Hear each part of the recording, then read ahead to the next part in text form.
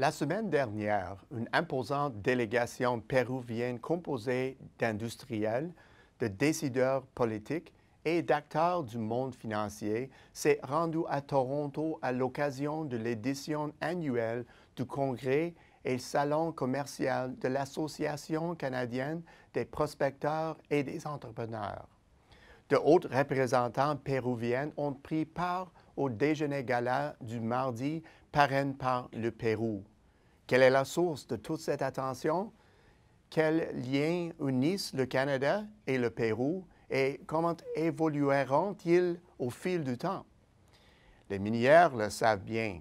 Le Pérou abrite de riches gisements de minerais et il est sans doute mieux connu pour l'or des Incas, symbole bien visible sur le blason du drapeau national. Le Pérou regorge de ressources aurifères, bon marché, mais pas seulement. Le pays recèle le troisième plus important gisement mondial de cuivre. Il est le deuxième producteur de la planète de ce métal après le Chili. De plus, il compte parmi les 4 grands producteurs d'argent, de plomb, zinc, d'étain et de molybdène. Les gisements sont vastes et présents dans la plupart des provinces du Pérou. C'est donc un marché incontournable pour les sociétés actives dans l'exploitation ou la prospection minière. Pourquoi s'implanter au Pérou? À l'heure actuelle, les cours ne sont pas aussi élevés que lors des beaux jours ayant précédé et tout de suite suivi la grande récession. Or, la croissance mondiale s'accélère et tire les cours à la hausse par rapport au creux atteint au début de 2016. Résultat, l'intérêt de l'industrie s'en trouve ravivé. De plus, l'élan naissant de l'économie mondiale devrait se maintenir pendant des années et entraîner dans son sillage de grands marchés émergents avides de ressources minérales. Les perspectives sont excellentes pour le secteur des minéraux en général, d'où l'intérêt renouvelé pour les gisements du Pérou. C'est sans doute vrai, mais rappelons-nous que tous les projets nécessitent d'être financés et développés. Vu le début de resserrement des taux d'intérêt, l'ensemble des acteurs s'inquiètent de ne pouvoir obtenir du financement, surtout sur les marchés émergents. L'accès facile aux liquidités semble peu à peu révolu, si bien qu'on redoute une augmentation des écarts et l'incapacité de rembourser. Par chance, le Pérou se compare favorablement à nombre d'autres marchés émergents dans la course. Il profite d'une cote de solvabilité de première qualité, et ce depuis plusieurs années, occupant le 2e rang en Amérique latine, classement qu'il partage avec le Mexique. Le Pérou est 2e derrière le Chili pour ce qui est des conditions macroéconomiques, devançant largement d'autres marchés latino-américains très actifs dans le secteur minier. Selon l'enquête visant le secteur menée par l'Institut Fraser en 2017, le Pérou se hisse au 19e rang sur les 91 pays miniers étudiés et au 2e rang en Amérique du Sud comme destination de l'investissement. À cela s'ajoute un solide bilan en matière de gestion budgétaire et monétaire et un secteur financier bien développé. Autant de bonnes raisons, semble-t-il, d'être présent au Pérou.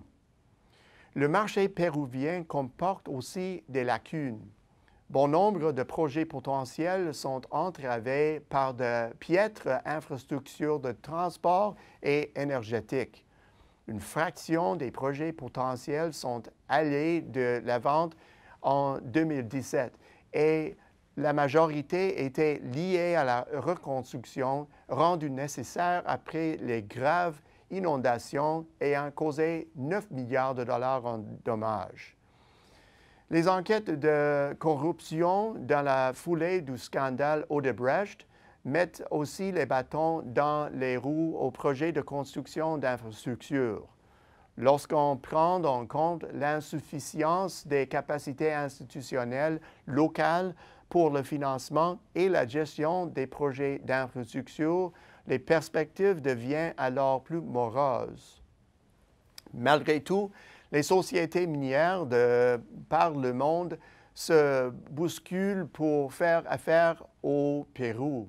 La filière des projets miniers au cours des 5 prochaines années totalise 47 milliards de dollars américains, en plus des 42 milliards investis entre 2012 et 2015.